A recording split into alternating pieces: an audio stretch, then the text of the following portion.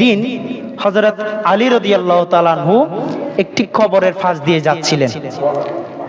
তখন দেখতে পেলেন যারা আল্লাহর প্রিয় বান্দা তারা কিন্তু কবরের মধ্যে কি চলে সেগুলো কি করে বুঝতে পারে।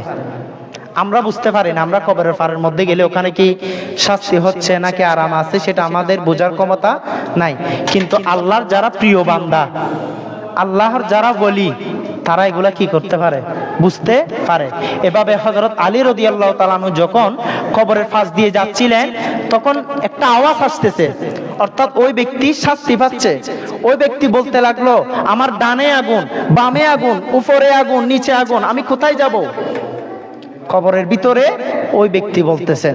তখন এটা শোনার সাথে সাথে হযরত আলী রাদিয়াল্লাহু তাআলা মসজিদে চলে গেলেন, গিয়ে 100 রাকাত নফল নামাজ আদায় করে ওই ব্যক্তির জন্য দোয়া করলেন। ওই ব্যক্তির জন্য দোয়া করার পর আবারও ওই কবরস্থানে আসলেন। কবরস্থানে আসে দেখি কোনো উন্নতি হয় নাই, আগের মতোই আছে, কোনো উন্নতি হয় নাই।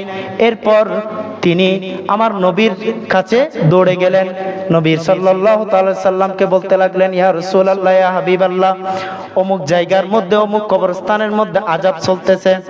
তখন রাসূল পাক সাল্লাল্লাহু তাআলা আলাইহি সাল্লাম এই কথা শোনার পর ছুটে গেলেন ওই কবর পাড়ের মধ্যে।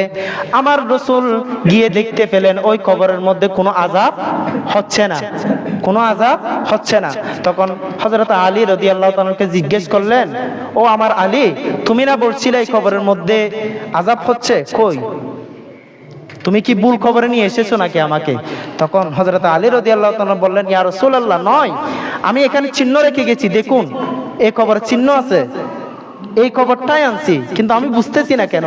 তখন ওই অবস্থায় হযরত জিবরিল আমিন আসলেন, বললেন, হযরত সিদ্দিক আকবর রাদিয়াল্লাহু তাআলা আনহু ইবাদতের জন্য উযু করেছেন, উযু করার পর চুল দাড়ি আশ্রাইছে, ওই চুল আশ্রানোর পর এখান থেকে একটি চুল বাতাসে উড়ে এই কবরস্থানের মধ্যে আসছে।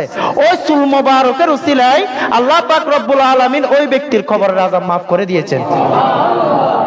আল্লাহু আকবার।